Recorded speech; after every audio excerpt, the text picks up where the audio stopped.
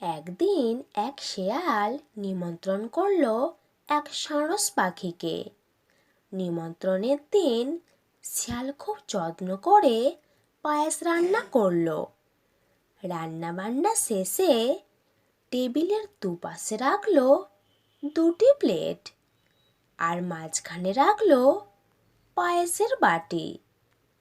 এরপর মনে মনে বলল, সারস ভায়া জীবনেও এই ভোজের কথা ভুলবে না। উফ, আমার আর তর্স হয়েছে না, কখন যে দেখব মজাটা। ঠিক এই সময় দরজা টোকা পড়ল।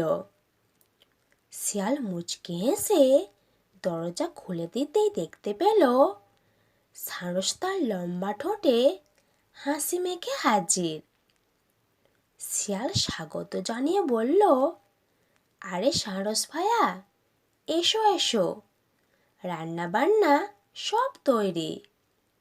আগে খাওয়া দাওয়াটা সেরে নিয়ে তারপর বসে গল্প সল্প করা যাবে।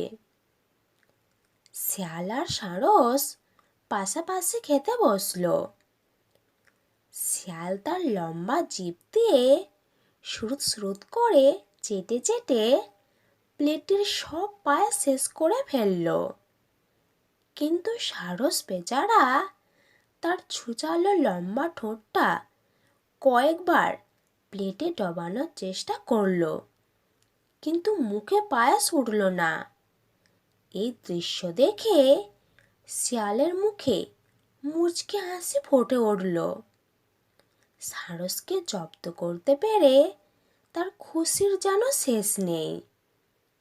শিয়ালের চালাকি বুঝতে পেরে সারসও খানিকটা ভনিতা করে বলল, এই যা শিয়াল ভায়া, একটা কথা তো তোমাকে বলতেই ভুলে গেছি। আজ যে আমার উপোস, এইমাত্র কথাটা মনে পড়ল। তোমার পায়েস খেতে পারছি না বলে মনে কিছু করো না ভাই। এরপর সারস শিয়ালকে তার বাড়িতে যাওয়ার জন্য দাওয়াত দিল এবং কিছুক্ষণ পর চলে গেল। পরদিন শিয়াল গেল সারসের বাড়ি। কিছু গল্প আলাপ করার জন্য শিয়াল আর সারস আরাম করে চেয়ারে বসলো। টেবিলের দিকে তাকিয়ে শিয়ালের তো চক্ষু স্থির। টেবিলে সাজানো আছে দুটো সরু কলসি, তাতে কানায় কানায় ভর্তি করে ঢালা হয়েছে রসালো পায়েস। সারস শিয়ালকে উদ্দেশ্য করে বলল, জানি তুমি পায়েস খেতে ভালোবাসো, তাই আজ খুব যত্ন করে পায়েসই রাঁধলাম। এই বলে সারস কলসিতে লম্বা ঠোঁট ডুবিয়ে পায়েস খেতে মন দিল। কিন্তু শিয়াল বেচারা কোমড়া মুখে বসে রইল। তার তো আর সারসের মতো লম্বা ঠোঁট নেই যে কলসিতে তা ডুবিয়ে পায়েস খাবে।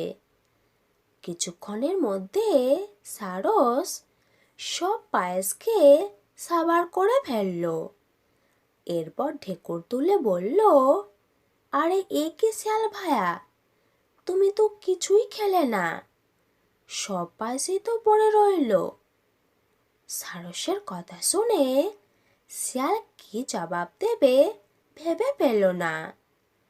সারসের সঙ্গে সে যে প্রতারণা করেছে তার জবাব পেয়ে লজ্জায় মাথা নিচু করে বসে রইল।